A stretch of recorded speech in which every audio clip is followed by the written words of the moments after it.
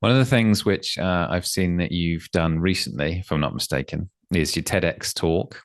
Can you tell me about the process of how that came about and how it went? Yeah, I literally did that a few days ago. The most terrifying, scariest thing of my whole entire life. Honestly, yeah, I'd much rather go down a skeleton run than do a TED talk. But I got asked, probably well over a year ago, and I just kind of battered it off, like, no, no, no, no, no, I don't want to do that. I didn't know much about TED Talks. However, over the last year, I have now watched and listened to a lot, and I realize they are a really big deal. And it is a big honor to be asked to do one. And then, ironically, when I was working across on the Isle of Man back in May, June, I present on the TT. The mother of someone who was working on it came up to me and said, "You're Amy, aren't you? My son has asked you to do the TED Talk in Bath in October. You need to reply to his emails." And she basically kind of told me off. And I thought, oh, yeah, okay, maybe I really should do it. I had this big guilt feeling that I had kind of like ignored the emails because I was basically too scared to do it. And I had a little talking to myself and I thought, put yourself out there, get out of that comfort zone, be scared a little bit, have that fear. This is a big goal and let's do it. So at the age of just turned 40, I stood there more scared than I've ever been, stood on that red dot and gave my 10-minute TED Talk speech. It's consumed my life for the last few months, writing the speech. I mean, if someone told me tomorrow you've got to talk for 45 minutes to a corporate group of guys, girls, I would have no problem. I wouldn't do much prep. I'd probably think about it for, the hour and prep it up and write some notes and boom, I would do it. But somehow this 10-minute, every word matters. Everything you're going to say, you've got to have a reason and have that takeaway, and you're trying to teach the audience something. And so it was really, really hard. It was the hardest. And it took me 3-4 months to write that 10-minute speech and then learn it pretty much word for word so that you nailed it.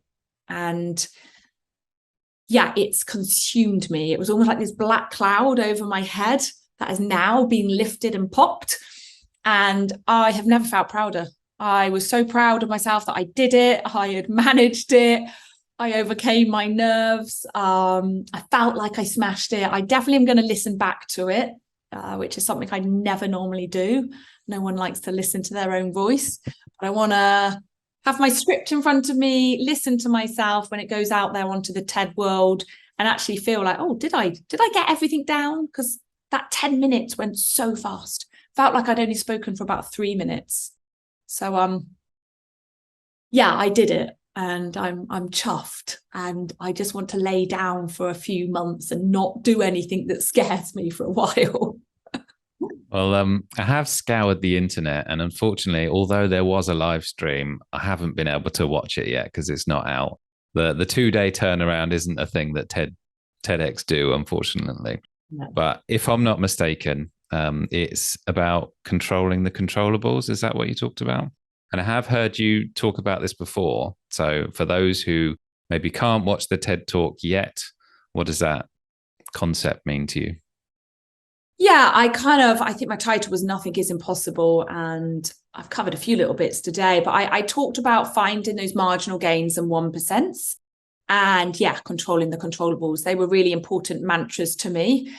The controllables was a really big one when I was competing, because I really felt like I missed out on the Turin Olympics because I did focus on the other girls and I focused a lot on what they were doing in their performances and why were they quicker and better than me. And in hindsight, I think I realized that I probably did spend too much time focusing on them rather than being confident in my own ability and my skill level. And so those 4 years from missing out on the Turin Olympics into Vancouver was a real turning point, and I learned a lot about myself and how I needed to focus on me and my performance. And the kind of control the controllables was, yeah, focusing on another person and their performance. that's something out of your control, what they do and how they perform. Control what you can, your skills, what you do in the gym, how much you lift, how fast you work, how good you eat, your lifestyle, going to bed early. They're all the things that I can control.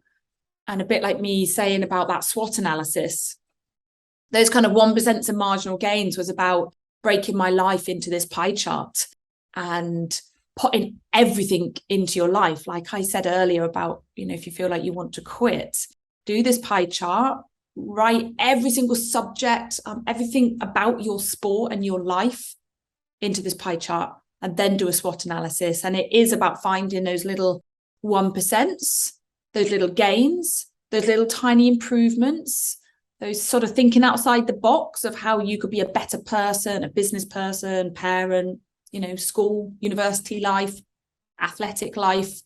And realizing that you don't have to make these giant, big, massive goals and changes every day. And it could just be those little things, those little bite-sized chunks that just kind of nibble away. And before you know it, you're suddenly a second quicker or half a second quicker, or you threw that javelin half a meter longer because you made all these tiny incremental gains. In a nutshell, that is pretty much what I kind of talked about. I blabbled on a bit there. That wasn't a very short answer.